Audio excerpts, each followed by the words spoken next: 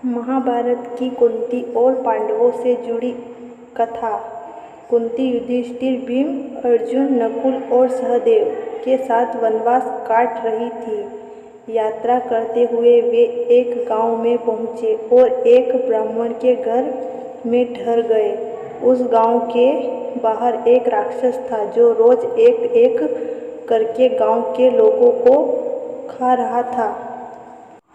पांडव जिस ब्राह्मण के घर रुके थे उस ब्राह्मण परिवार को राक्षस का भोजन बनना था। ये बात कुंती को मालूम हो गई। गांव के लोग पांचों पांडव और कुंती को जानते नहीं थे। गांव के लोग रो रहे थे तो कुंती ने उस ब्राह्मण से कहा कि तुम्हारा एक छोटा बेटा है, बेटी है, पत्नी है और आज इनको उस राक्षस का भोजन बनना है, तो आप चिंता न करें, हम परिवर्तन कर लेते हैं। मेरे 5 पुत्र हैं, इनमें से किसी एक को मैं बेच देती हूँ।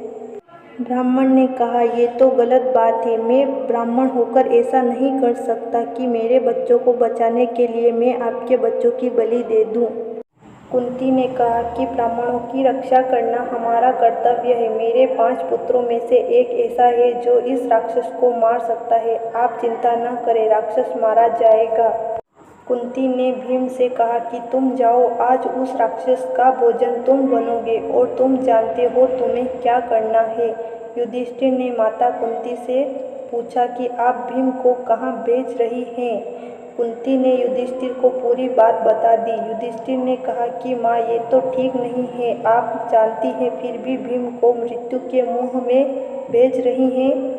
कुंती ने कहा कि भीम मेरा पुत्र है और मैं जानती हूँ कि वह सफल होकर लौटेगा। वह खुद की रक्षा करेगा और राक्षस को मारकर पूरे गांव की चिंता दूर करेगा। हमें हमेशा ध्यान रखना चाहिए कि कोई हमारा उपकार करे तो हमें उससे बढ़कर उसका उपकार करना चाहिए। हम इस गांव के मेहमान हैं, इस गांव को सुरक्षा देना हमारा कर्तव्य है। ये काम भीम करेगा।